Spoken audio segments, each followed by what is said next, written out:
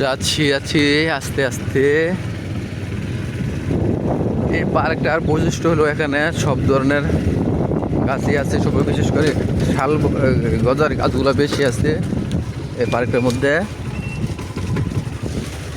আর আছে জাম গাছ, এই সিজনের জামের সিজন আসতেছে, অনেক জাম ধরবে। তবে গজারি গাছই বেশি এই পার্কটার মধ্যে, সবচেয়ে বেশি গজারি গাছই আছে। শুধু গজারি গাছ বলতে শালবন, শালবনের বিখ্যাত আমাদের এই কাদিগরি পার্কটা। এটা অনেক এরিয়া, অনেক বড়, সারাদিন ঘুরলেও শেষ হবে না। আমি ডাইরেক্ট একবারে সোজা মাঝখানটা যাচ্ছি যাতে, কারণ এই বাগানটাতে এত এরিয়া অনেক বড়। ওইদিকে গনকা ধরে তালা বড়, ওইদিকে সরদার ধরে কামাইরা পর্যন্ত বিস্তৃত, এদিকে তালতলা পর্যন্ত একবারে কামাইরা পর্যন্ত বিস্তৃত, মোটামুটি অনেক বড়।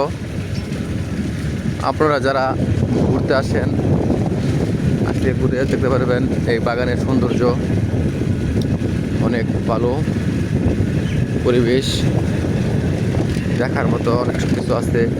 বানর আছে, হনুমান আছে। তবে আজকে বানর, আমি যে সাইডে ঢুকছি এই সাইডে বানর সম্ভবত কম আসে, কারণ ধান ক্ষেত থাকলে এদিকে বানর বেশি হয়।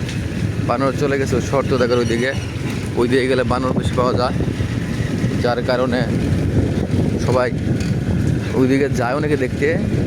তবে ইদানিং লোকালয়ে বানর ঢুকে পড়ছে, কারণ যে অবস্থা বানরের যে খাবার, ওই খাবারটা জঙ্গল না থাকার কারণে বানর হনুমান এখন লোকালয়ে ঢুকার মানুষের বিভিন্ন ধরনের সবজি খেতে এগুলা খেয়ে ফেলে।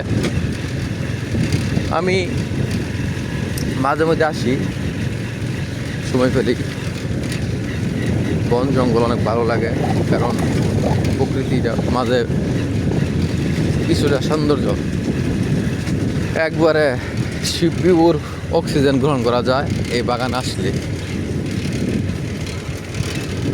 সুন্দর অক্সিজেন আস্তে আস্তে আসে বলছে জগদালি বান। আপনারা যারা আমার ভিডিও দেখবেন তারা অবশ্যই চিনবেন জগদালি বান বলতে বলে। আমি গনকার দিকে ঢুকছি, ওই দিকে আসা এই যে একটা জগদালি বান দেখতে আসা করছি। আমাদের এই বাগানে একটা সবচেয়ে সুন্দর জায়গা ছিল, কারণ সেগুন বাগান ছিল।